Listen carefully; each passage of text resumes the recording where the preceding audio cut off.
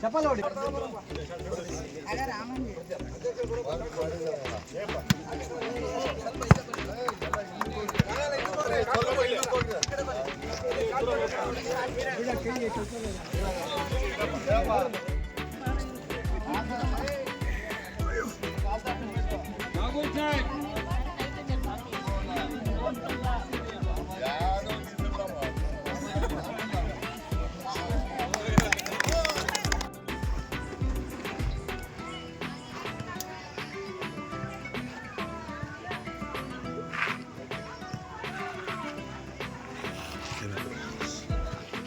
ದಿನಾಚರಣೆ ಅಂಗವಾಗಿ ಸ್ನೇಹ ಕ್ರೀಡಾಕೂಟಗಳನ್ನು ಏರ್ಪಡಿಸಿದ್ದೀವಿ.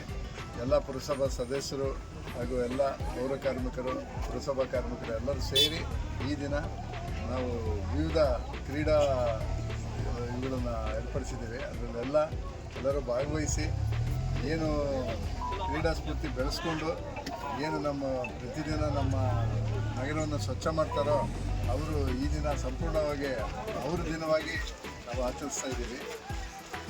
ಇದಕ್ಕೆ ಈ ಕಾರ್ಯಕ್ರಮಕ್ಕೆ ಬಂದು ಎಲ್ಲರೂ ನಮ್ಮ ಪುರಸಭೆ ಬಂದಿರ್ತಾರೆ. ಅವ್ರಿಗೆಲ್ಲರಿಗೂ ಧನ್ಯವಾದ ತಿಳಿಸ್ತಾ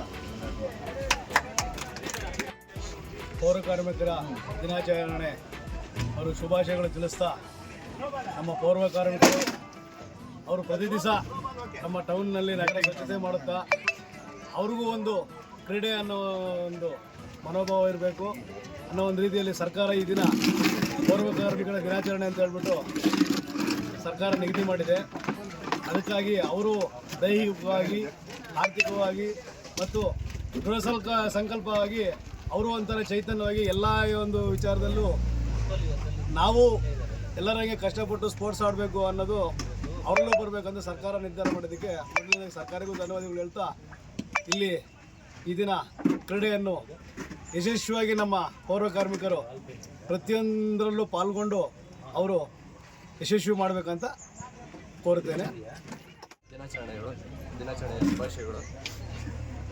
ಈ ಒಂದು ಪೌರ ಕಾರ್ಮಿಕರ ದಿನಾಚರಣೆಯನ್ನು ಸಾಂಕೇತಿಕವಾಗಿ ಕ್ರೀಡೆ ಮೂಲಕ ಉದ್ಘಾಟನೆಗೊಳಿಸಿದಂಥ ಅಧ್ಯಕ್ಷರಾದಂಥ ಸುದೇಶ್ ಕುಮಾರ್ ಅವರಿಗೆ ಹಾಗೂ ಉಪಾಧ್ಯಕ್ಷರಾದಂಥ ಶ್ರೀಮತಿ ಮಾಲಿನ್ ತಾಜ್ ಅವರಿಗೆ ಹಾಗೂ ಎಲ್ಲ ಗೌರವಾನ್ವಿತ ಸದಸ್ಯರು, ನಾಮಿನಿ ಸದಸ್ಯರಿಗೆ ಹಾಗೂ ಎಲ್ಲ ನನ್ನ ಪ್ರೀತಿಯ ಪೌರ ಕಾರ್ಮಿಕರಿಗೆ ನಾನು ವಂದಿಸುತ್ತಾ ಈ ಒಂದು ಪೌರ ಕಾರ್ಮಿಕರ ದಿನಾಚರಣೆಯನ್ನು ಯಶಸ್ವಿಗೊಳಿಸಬೇಕಂತ ಎಲ್ಲರಲ್ಲೂ ಕೇಳ್ತಾ ಇದ್ದೇನೆ. ಈ ಒಂದು ಪೌರ ಕಾರ್ಮಿಕರ ದಿನಾಚರಣೆಯಂದು ಸಾರ್ವಜನಿಕರು ಸಹ ಈ ಒಂದು ನಮ್ಮ ಪೌರ ಕಾರ್ಮಿಕರನ್ನು ಅವರು ಮಾಡೋ ಕೆಲಸಗಳಿಗೆ ಒಂದು ಗೌರವ ಸಲ್ಲಿಸಬೇಕು.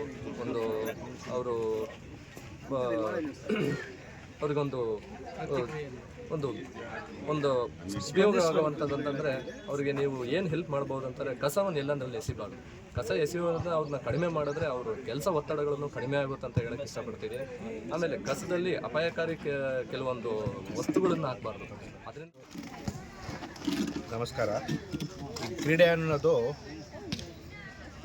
ಒಂದು ನಮ್ಮ ದೇಹಕ್ಕೂ ಮೆದುಳಿಗೆ ಪ್ರಕ್ರಿಯೆಯಾಗಿ ಸರಾಗವಾಗಿ ಹರಡಲು ಮಾಡುವಂಥದ್ದು ಕ್ರೀಡೆ. ಈ ಕ್ರೀಡೆ ಅಂದರೆ ಸೋಲೋದು ಗೆಲ್ಲೋದು ಸಹಜ, ಬಟ್ ಮನಸ್ಸು ಉಲ್ಲಾಸವಾಗಿರಬೇಕು, ದೊಡ್ಡ ಮನಸ್ಸು ಬರಬೇಕು ಅನ್ನೋ ಒಂದು ಉದ್ದೇಶಕ್ಕೆ ಈ ಕ್ರೀಡೆ ನಡೆಸ್ತಾ ಇರ್ತಾರೆ. ಈ ಕ್ರೀಡೆ ನಡೆಸಿ ಅದರಲ್ಲಿ ಪಾಲ್ಗೊಳ್ಳೋ ಎಲ್ಲರಿಗೂ ಇದು ಮಾಡ್ತಾ ಇರ್ತಾರೆ, ಎನ್ಕರೇಜ್ಮೆಂಟ್ ಮಾಡ್ತಾ ಇರ್ತಾರೆ.